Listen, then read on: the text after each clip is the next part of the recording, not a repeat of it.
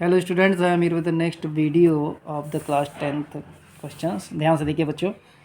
करा which of the following is true for all the values. बेटा square वाले 3 formula आपको अच्छे से याद रखना है। एक होता है sine square theta plus cos square theta equal to 1। दूसरा होता है 1 plus tan square theta equal to sec square theta. तीसरा होता है 1 plus cot square theta equal to cosec square theta. तो देखिए एक फॉर्मूला हमने बोला 1 plus tan square theta equal to sec square theta. अब इसमें से इसको माइनस कर दी तो 1 आ जाएगा, यानी sec square theta minus tan square theta equal to 1, यानी इसका ये वाला फॉर्मूला सही है। क्वेश्चन ऐसे ही खत्म हो गया। दूसरा क्वेश्चन कह रहा है the angle of depression of A car. मान लीजिए यहाँ कार है, ये सब देखिए ऑप्शनल क्वेश्चन है। 150 मीटर ऊंची बिल्डिंग से यहाँ से जब भी देखा जाएगा, याद करिए, जब जहाँ से भी देखा जाएगा तुरंत एक हॉरिजॉन्टल लाइन, यहाँ से देखा जा रहा है, ठीक, एक हॉरिजॉन्टल लाइन बनाया, कितना डिग्री है, 30 डिग्री है। ये 30 है तो पक्का ये भी 30 डिग्री होगा। अब हमसे ये कार की, ये कार है यहाँ पे है, मान लीजिए इसी कार की डिस्टेंस पूछा, the distance of the car from tower. अब देखिए इस 30 डिग्री के हिसाब से ये परपेंडिकुलर है, ये बेस है, ए बी बेस है। जहाँ परपेंडिकुलर और बेस आ जाता है क्या हो जाता है, टेन थर्टी equal to B C upon A B. 1030 की वैल्यू होती है 1/√3। बी सी हमारा है 15, ए बी निकालना है, ए बी इधर आ जाएगा, ए बी इक्वल टू हो जाएगा 15√3 मीटर। देखिए जहाँ भी आंसर होगा, सॉरी 150 है ना, 150√3 मीटर, ये 150 है, 150√3 मीटर आपका ये आंसर आ जाएगा। बात समझ में आ गई। अब देखिए ये क्वेश्चन ओरली लगने वाला क्वेश्चन है। जहाँ दो टेंजेंट होते हैं, ध्यान से देखिएगा, जहाँ दो टेंजेंट होते हैं, इस एंगल और इस एंगल का सम 180 होता है, याद रखिएगा। इस एंगल और इस एंगल का सम, यानी एंगल ए पी बी और एंगल ए सी बी का सम 180 डिग्री होता है।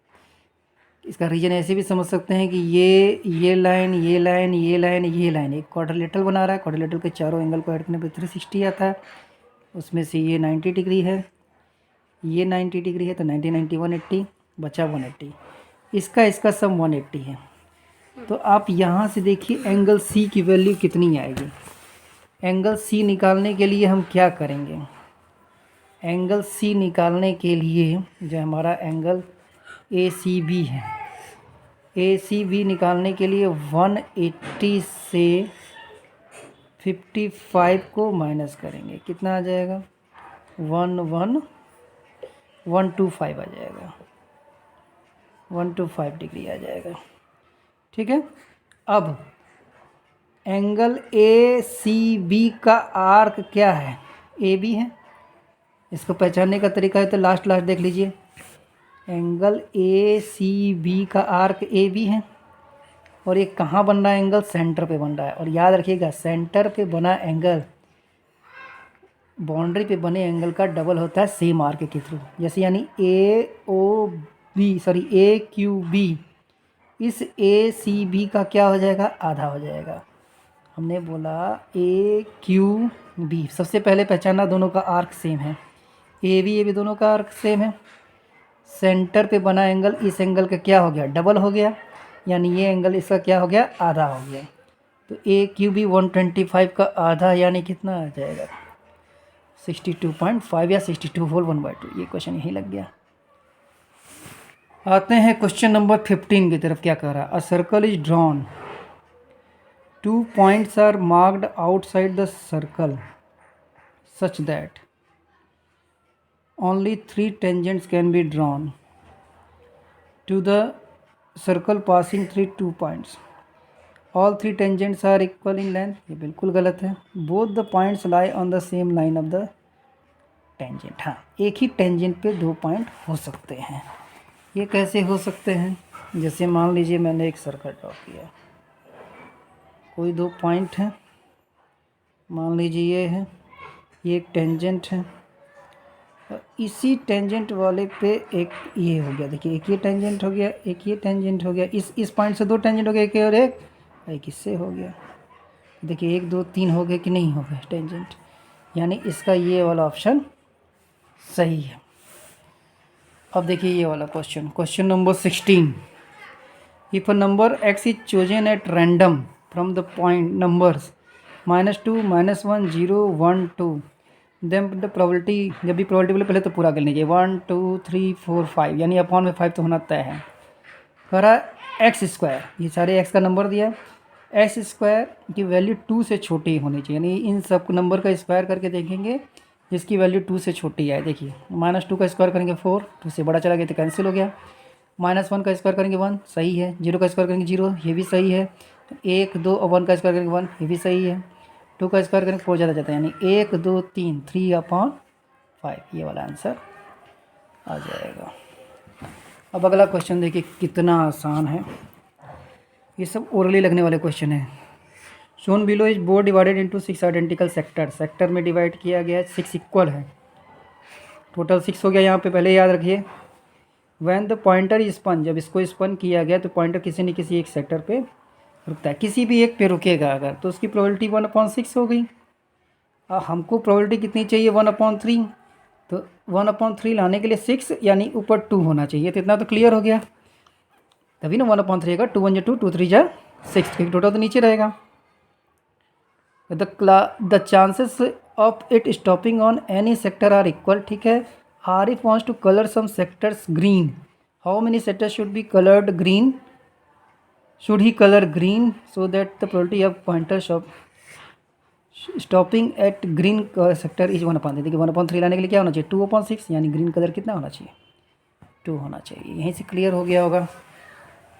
अगला प्रश्न देखिए क्वेश्चन नंबर 18। क्वेश्चन नंबर 18 देखेंगे ध्यान से। क्वेश्चन 18 कह रहा है, ये बहुत ध्यान दिया, अच्छा क्वेश्चन है ये। 0 to 5 दिया है, 5 to 10 दिया है, एक क्लास है। फिर 10 to 15 दिया है, 15 to 20 दिया है, 20 to 25 दिया है। फिर फ्रीक्वेंसी दिया है 10 15 20 12 12 12 12, फिर दिया है 29। देखिए इसमें हमको median, lower limit of median, जब मीडियन की जब भी बात करें तो CF निकालना पड़ता है। CF मतलब क्यूमुलेटिव फ्रीक्वेंसी।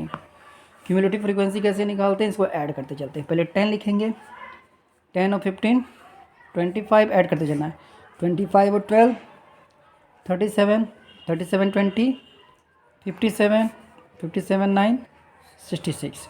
जब हम लोग मीडियन की बात करते हैं तो ये जो 66, जब मीडियन की बात करते हैं ये जो टोटल आता है उसका n/2 यानी आधा लिया जाता है। 66/2 यानी 33, यानी 30 या तो 33 हो या तो 33 के से बड़ा वाला, तुरंत बाद वाला बड़ा वाला ये आ गया, यानी ये मीडियन क्लास आ गया।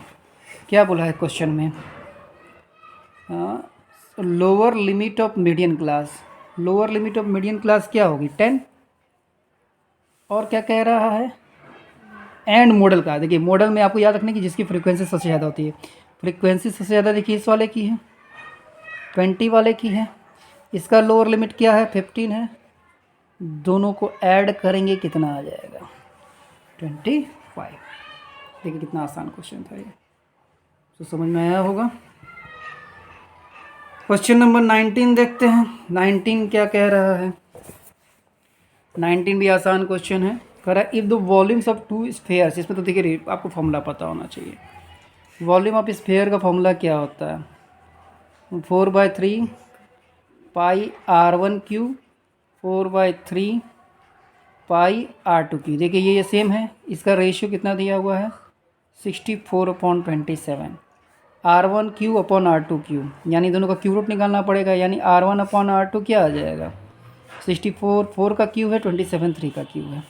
फिर बोला देयर सरफेस एरिया 4:3, तो ऐसे ही गलत हो गया, ये तो रेशियो किसका दिया है रेडियस का दिया है, यानी असर्शन ए इज फॉल्स।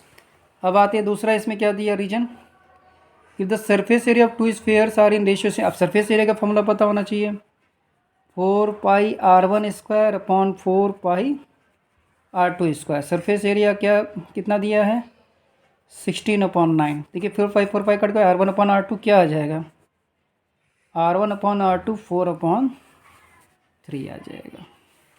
हमसे इसका वॉल्यूम पूछा, वॉल्यूम तुरंत अभी हमने निकाला था, सब कट जाता है, बचता है R1³ यानी 4 का क्यूब 64, इसका 27, यानी रीजन तो सही है लेकिन असर्शन फॉल्स है, यानी ऑप्शन डी इसका सही है।